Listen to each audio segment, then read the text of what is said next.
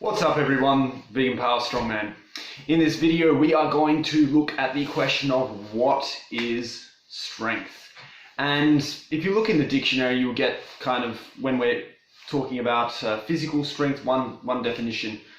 And basically that definition will be the ability to overcome resistance. So that's a good definition. However, it is a little more complicated than that because there are different kinds of strength. And when I was thinking about making this video, what is strength, my first thoughts were to see what's already on YouTube. I like to try and make new and exciting content, and some of the content that's out there on what is strength is, well, actually there's not much content out there at all. When I typed in what is strength, I basically just came up with two videos which were relevant. One was from Barbell or something or other, and the other one was from Mark Rippetoe. And Mark Rippetoe's video has a lot of views because he's a very well-respected guy in the strength community, because he came up with Starting Strength, which is a program where you basically do 5 sets of 5 repetitions, and it's a linear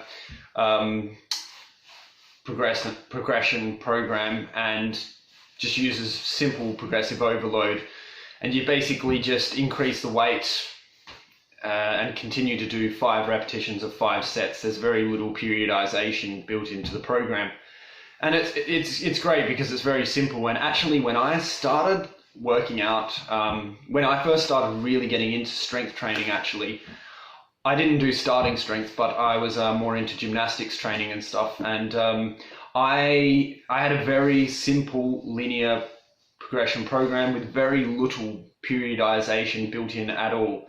And I took my deadlift from 100 kilograms to 200 kilograms, which is about, I don't know, I guess it's about 205 or 210 pounds to 420 pounds or something like that. Yeah, so in 1 year. And you know, part of that was just because I hadn't done a massive amount of deadlifting in the past, and this program was very simple, and I just increased the reps and kept everything else the same. It was very controlled, not much periodization, not many variables, and I think that's why Starting Strength works so well.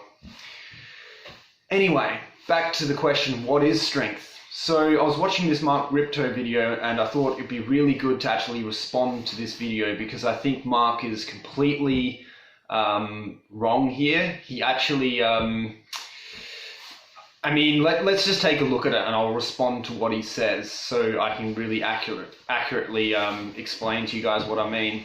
And then we're going to use this Mark Rippetoe video actually also to explore that question of what is strength, and I'm going to more comprehensively actually describe what strength is, because I can tell you now it's not as simple as overcoming resistance. It's a little more nuanced than that. Without further ado, let's get into the Mark Rippetoe video, watch what he has to say, listen carefully, and then focus into my response. So we want to be strong. What is strength? What is the definition of strength? Are there many kinds of strength? Is there bricklayer strength? No, there's not. Okay, so first off, there are many kinds of strength. In fact, Mark, there are 4 different kinds of strength. And we can explore them later, but basically, of course, there's no bricklayer strength. What does that even mean? That's just really stupid. We'll see where he's going with this in a minute. But there's 4 kinds of strength. There's absolute strength, there's relative strength, there's explosive strength, otherwise known as power, and there's also strength endurance. No, there's not. No, it's real critical that everybody understand what strength is. There's no bricklayer strength. There's no marathoner strength. We're not talking about strength of character. We're talking about strength. And what is strength? The ability to produce force against an external resistance. That's all it is. How hard can you push on something? And obviously this is really stupid. Again, he's saying, what is strength? Is it bricklayer strength? Is there a bricklayer? Of course there's no bricklayer strength. However, we can say that the bricklayer, for instance, probably has better strength endurance than, absolute strength, because the bricklayer is not going to the gym and lifting the heaviest weight possible 3 times or 4 times a week. The bricklayer is moving the bricks. Bricks are relatively light compared to, lifting a heavy weight in the gym. And they're doing it again and again. So, strength endurance is about how long can you overcome resistance for a prolonged period of time. And that is a kind of strength. So you're wrong. You're wrong, Mark. There is not only one kind of strength. It's not as simple as the ability to overcome resistance, because we have to consider time. How long can you overcome the resistance for? And how quickly can you overcome it? So for instance, this is why in strongman we have events like the Husafell carry for distance, max distance. And the whole purpose of that event is not to lift the heaviest weight like you would in a max deadlift or a max log press. The whole point in strongman of doing a Husafell carry for max distance, for instance, is to see who has the best strength endurance, because strength endurance is still a type of strength. It's about how long can you overcome that resistance, and how long can you continue to do that for? Because everything happens in space and time, right?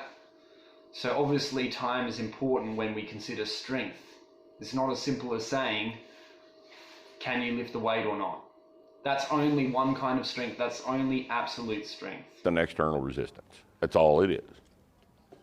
Somebody who deadlifts 600 is stronger than someone who deadlifts 550. Someone who deadlifts 600 is stronger than someone who deadlifts 575. Now here's the hard part to swallow. What if the guy that deadlifts 600 weighs 275, and the guy that deadlifts 575, 25 pounds less, only weighs 200 pounds? Who's stronger?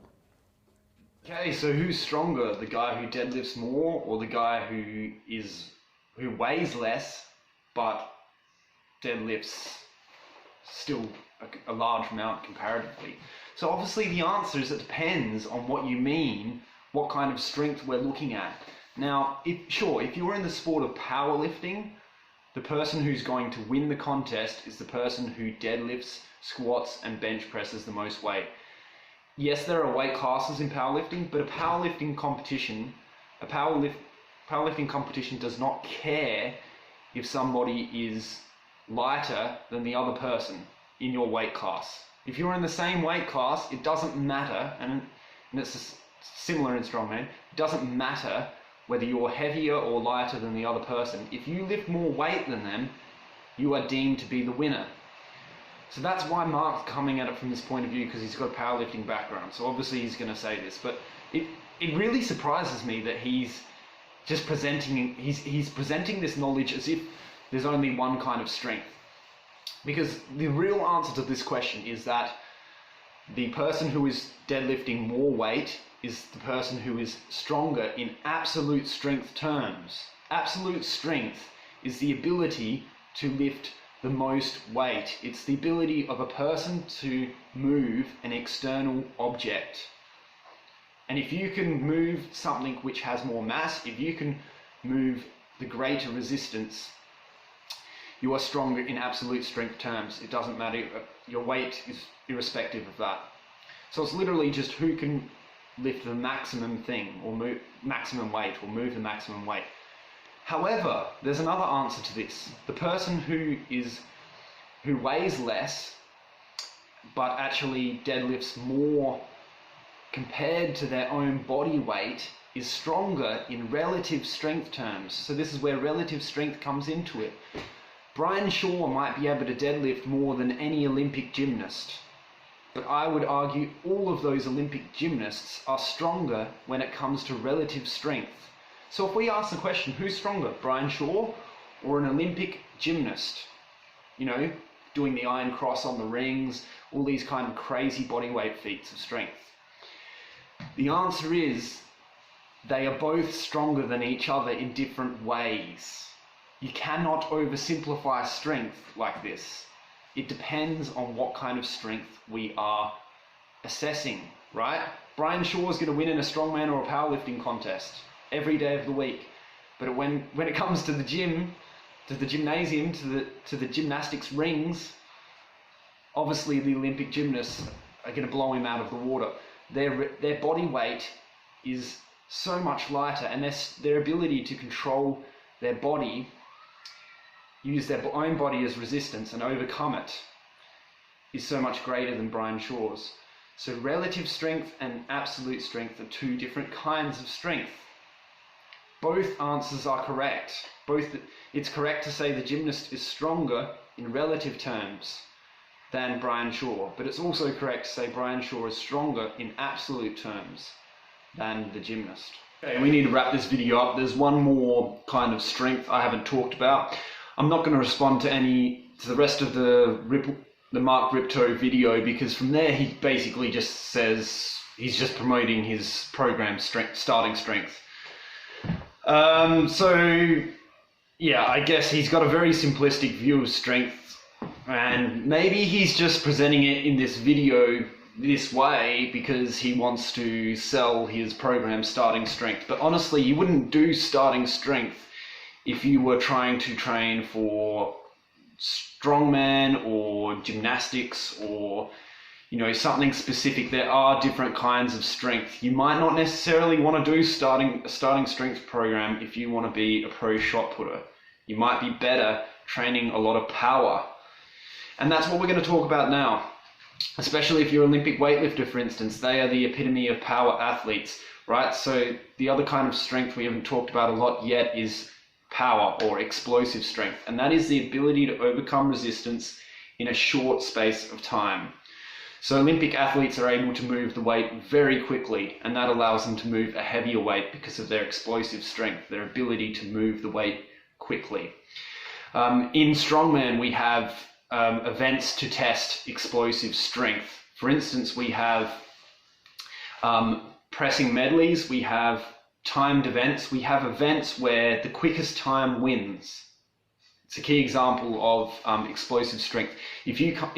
In that case, it doesn't matter if you're the strongest in absolute terms or not. If you can't press the 4 implements, for instance, the 4 different, log, dumbbell, keg, maybe a rock, if you can't press those things over your head quicker than your competitors, you will lose. So it's about how quickly you can overcome the resistance. And of course, Olympic athletes, as I was saying, are a real epitome of explosive strength as well. Look at someone like Clarence Kennedy, who's a vegan Olympic weightlifter, and he lifts these incredible weights. He's obviously very strong in relative terms and absolute terms as well. But where he really shines is in explosive strength, because because of his technique and his ability to move the weight quickly, he's able to get a weight over his head in a push press or jerk, clean and press that other athletes just wouldn't be able to do, because he's able to move so quickly with a heavy weight. So that's the last kind of strength, the ability to move weight quickly, and that's explosive strength. So with that in mind, what I want you to think about is, if you are training for a particular sport, I want you to think about what kinds of strength are in your sport. In strongman, we have absolute strength. Relative strength probably comes into it the least, but it can play a part. If you're maximizing your body weight in terms of your muscle mass, your fat-free mass, that can actually play a part in strongman too. But mainly we've got absolute strength, we've got strength endurance, and we've got explosive strength tested in strongman. It's not always just about absolute strength in strongman. We do have those other strengths tested, and that's why strongman was created, to find who was overall the strongest person in a variety of ways. If you look at powerlifting, for instance, powerlifting as a sport is not about power. It's not about, you do not get rewarded for bench pressing quickly. It doesn't matter what time, how long, or or how quickly you can move the weight when you're doing bench press in powerlifting, or a squat or a deadlift. It's not a timed event. So what they're looking for is who has the best absolute strength. They want to know who can move the most weight. And so that's what powerlifting is about. It's actually about absolute strength. Weightlifting, Olympic weightlifting, is actually the true powerlifting, because that is really, it's not about who can, deadlift at a max weight. It's about who can, although they're doing maxes, it is still a large part about explosive strength, because it's really about how quickly can you move that weight in order to get the weight from the floor.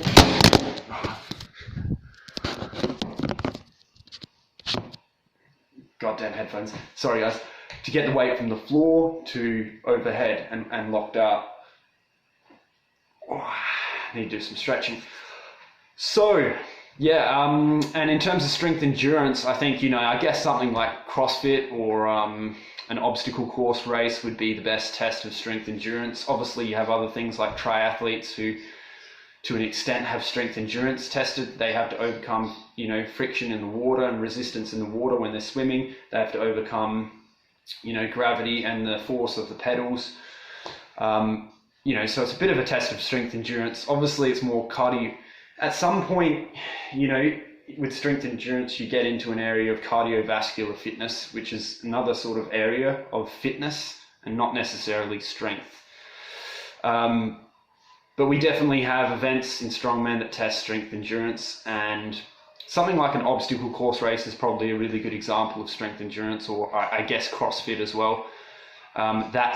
If you're in those sports, you don't really want to focus on absolute strength or power necessarily. You want to be honing in on what is being tested in your sport. So the reason it's important to understand the 4 different kinds of strength is because your training should be specific to your sport.